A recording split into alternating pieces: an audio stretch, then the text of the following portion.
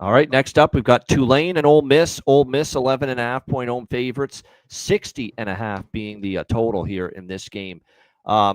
You wouldn't know that it was the backup quarterback playing for Ole Miss last week. But, yes, Austin Simmons was a late scratch. He was questionable all week, didn't play against Arkansas, and you thought, oh, maybe that's going to hurt the offense a bit. Apparently, Lane Kiffin's got a backup quarterback in Oxford this year. Trinidad Chambliss ends up coming in. Wow, he was impressed. Now, either he was really impressive or Arkansas's defense is that bad, and it could be a little bit of both. But nevertheless, he was really their strong. defense is bad. I mean, their secondary was just pathetic as far as coverage goes.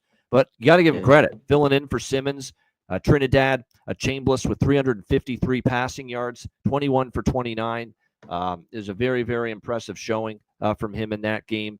It was not for the Ole Miss defense, as Arkansas had a great amount of success moving the football throughout that game as well. In fact, they outgained Ole Miss. Ole Miss had 475 total yards. Arkansas had 526 total yards against Ole Miss last week. So, again, concerns about the Ole Miss defense. Kentucky moved the football, a decent amount against Ole Miss, and that was Calzada, who's not that great. So, and now you got Tulane rolling in here with an offense that's humming. Jake Retzlaff transferring from BYU. Man, has he fit this offense nicely. Boy, oh boy. 34 against Duke. Moved the football well through the air, on the ground. Very balanced. 313 through the air, or 270 through the air, 156 on the ground for this Tulane offense against Duke last week. This feels like another shootout. Although I like Summerall and his defensive acumen, I respect it, but, defense still gave up 27 to Duke, still gave up 31 to South Alabama. You can't make too much of 3 points allowed to Northwestern because Preston Stone has been abysmal, and the Northwestern offense has not been very good. So this feels like Ole Miss can get some points, and it definitely feels like Tulane can probably move the football with Retzlaff against this Ole Miss defense. So 60.5, I think I like the over here. Maybe make a case for Tulane. I mean, plus 11.5. I mean, you want to trust Ole Miss right now and that defense with what we've seen here, laying 11.5 against a competent, veteran, experienced quarterback?